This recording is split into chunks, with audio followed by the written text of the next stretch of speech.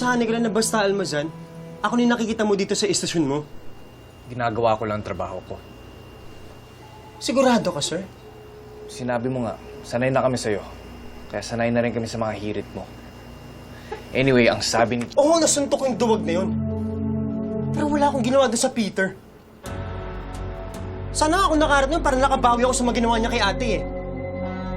Pero hindi ko siya pinatay. Huli ko nga kita sa kanya yun, nagwala siya sa hotel. Na-report namin sa inyo yun, di ba? Hindi naman siguro yun yung unang beses na nagkakilala kayo. Hindi. Maraming kaso si Mr. Montevilla. Pero yung napadpad siya sa Isla Solara, bigla na lang may nangyari sa kanya. At ano, dahil yun sa akin? Close kayo ng ex niya, si Luna Almazan. Oo. At based sa reports, ikaw ang nakaaway niya yung nanggulo siya sa hotel. Oo, kasi pinagtanggol ko si Luna. Tapos gumanti ka. Ano? Marami kang mga tamang natanggap mula kay Montevilla. Kaya gumanti ka. Kaya ikaw ang may motibo. Kung gusto kong patayin si Peter, matagal ko nang ginawa. Hindi ko hahayaan na masaktan ng demonyong yun si Luna. San Mazan, kailan niyo huling nakita si Peter Montevilla?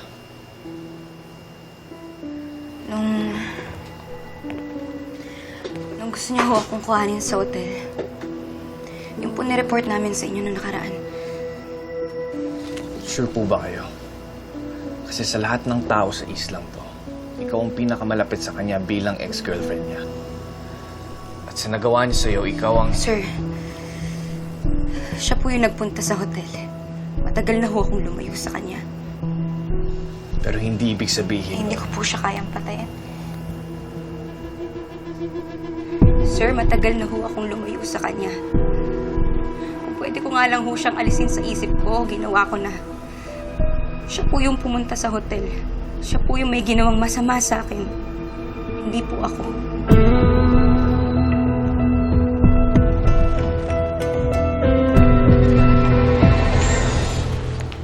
Nga pa ba? Yan nga eh. Kumusta? Kung alam ko lang na pagbibintangan ako sa pagmatay ni Peter, sana tinutuko na. At least naiganti ko lahat ng ginawa sa atin. Baka may makarinig sa'yo ah. Baka sabihin may motibo ka talaga. Kung mapagsalita kasi si Delapas para kasalanan ko agad. Those are just words. Walang material evidence or witness na magtuturo na ikaw talaga ang pumatay. Nakausap ko na si Atty. De Castro. Siya na lang haharap sa mga pulis pagkatapos nito. Pero sino kaya talaga yung pumatay?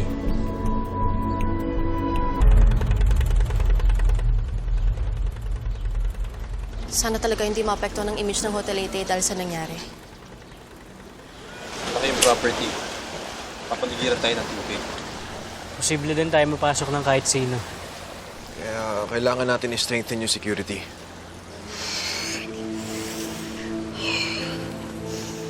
Luna? Ate. What's wrong? Luna? Ate, what's happening? Ate! Wait. Ate, it's me. Breathe. Breathe, Luna, breathe. No. Wait lang, Luna. give her space. Ate. Ako to, it's Jade. Please, ate, breathe. Ate, stay with me, ate.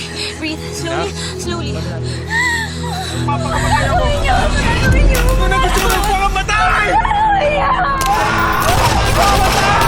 Ano? Aalis ka?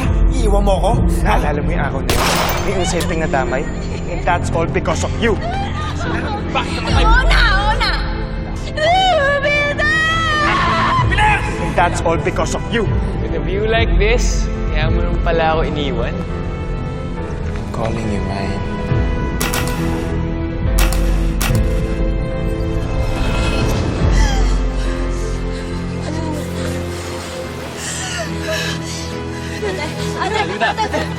Luna! Ang bahala sa kanya. Si Luna.